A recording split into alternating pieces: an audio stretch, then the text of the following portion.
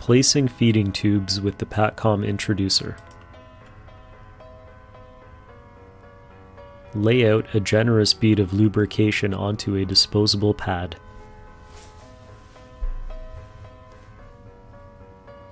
Remove the introducer from the packaging and set it aside.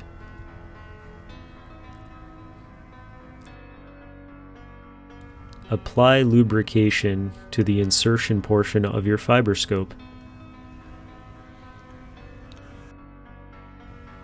Insert the fiberscope into the introducer.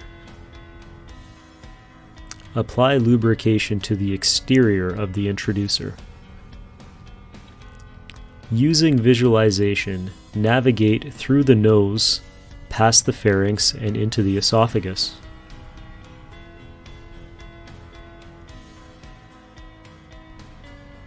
Remove the endoscope, leaving the introducer in place.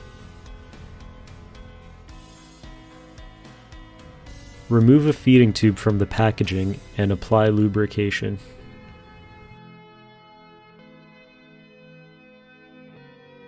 Insert the feeding tube into the patient through the introducer until the desired depth is reached.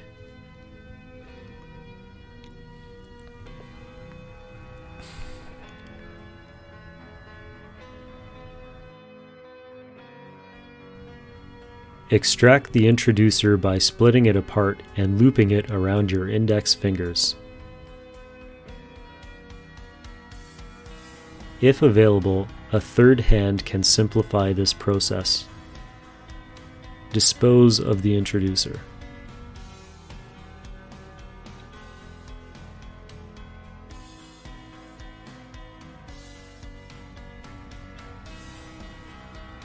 Once the introducer has been removed, use the endoscope to navigate through the other nostril and confirm the placement.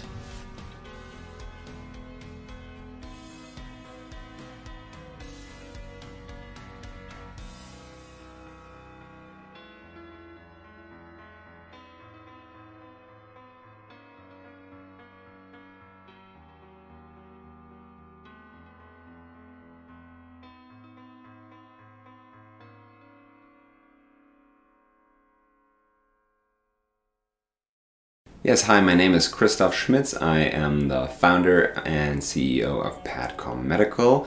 I would say we are a small company with big goals. Our company name actually comes from patient comfort, PAT, patient, COM for comfort, and it is our goal to make existing medical procedures more comfortable for patients and easier for end users. I mostly like to differentiate between three settings where the PatCom Introducer can be used for NG feeding tube placements. The first definitely is the ICU with critically ill patients that would benefit from this placement to increase safety.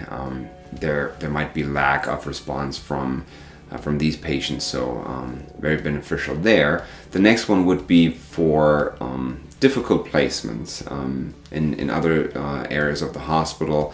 If the first attempt of placing the feeding tube is unsuccessful, what do? You can maybe get someone else involved to try placing it, or you could go to the PatCom Introducer, use visualization to your advantage and place the feeding tube that way. The third scenario would be increase patient comfort, to just make it more comfortable for the patient to have these tubes placed. You can do it with the PatCom Introducer and the visualization that will increase the experience, increase the patient satisfaction and the positive experience of the patient with this whole procedure.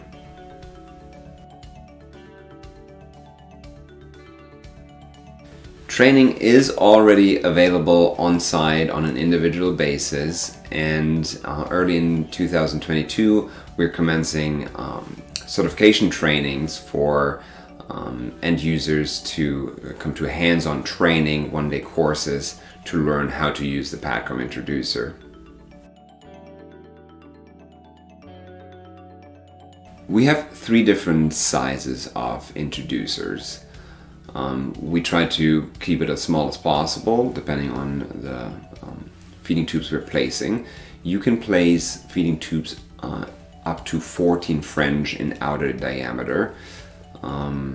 Keep in mind that we are going only about 10 centimeters into the esophagus, so this is how far the visualization component goes. With the introducer, you can use any nasopharyngoscopes. Those are small flexible endoscopes commonly used by otolaryngologists or speech-language pathologists performing FEEs. They come in different sizes, but all of those sizes would fit through the introducers. You can also use the disposable endoscopes that become more and more common these days. And we also offer to purchase the video endoscopy equipment directly from PatCom at only $5,000.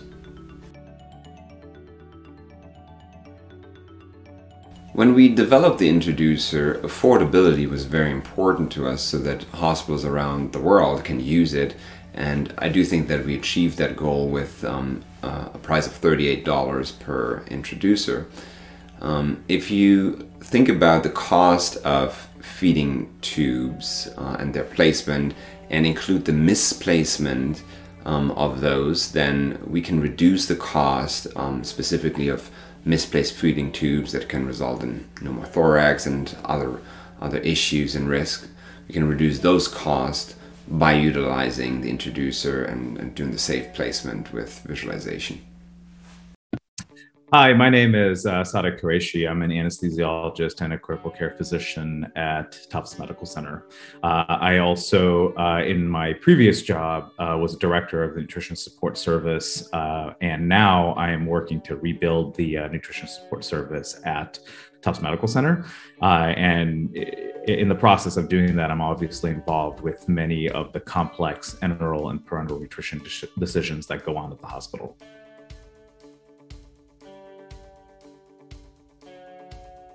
So when we talk about benefits, there's really two different ways of looking at it, right? There's the provider model and then there's the patient-centered model, right? If you think about the traditional provider model, you think about, I want to be able to place a feeding tube with the least number of complications, the least amount of effort, and the highest accuracy.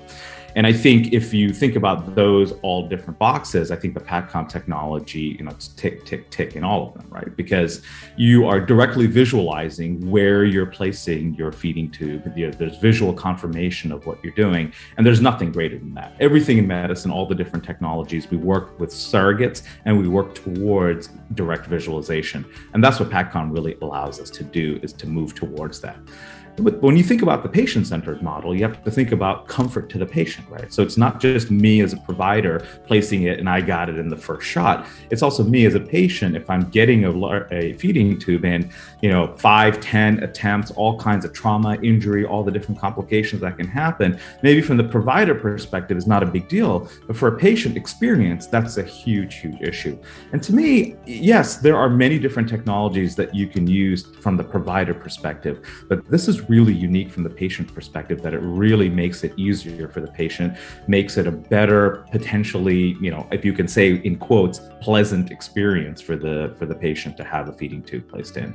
The last piece is also the cost effectiveness. We spend a lot of money when we're placing them indirectly, getting multiple x-rays, different feeding tubes, all different things that we go through. And cost of care is a major issue that we struggle with all the time. And I think using PatCom really has the potential to reduce the costs, the overall costs around the placement of small bore feeding tubes.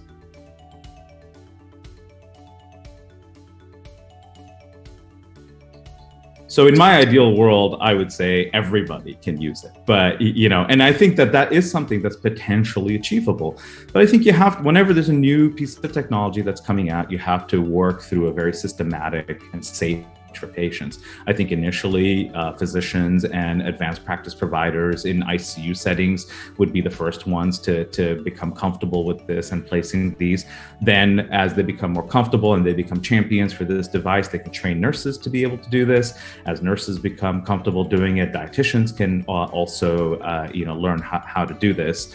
I actually have tried one of these devices myself, and this quite well. It was with just a little bit bit of coaching, it became very, very intuitive. And, we had one of our ICU nurses that had never done anything like this. She's not a gamer. She, by her own, opinion said, I don't have really great hand-eye coordination. And her first attempt just went very, very smoothly, and we had perfect placement of a feeding tube.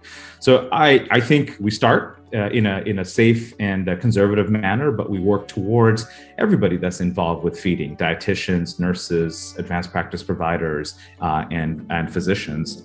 Everybody should be able to place these devices using the PatCom.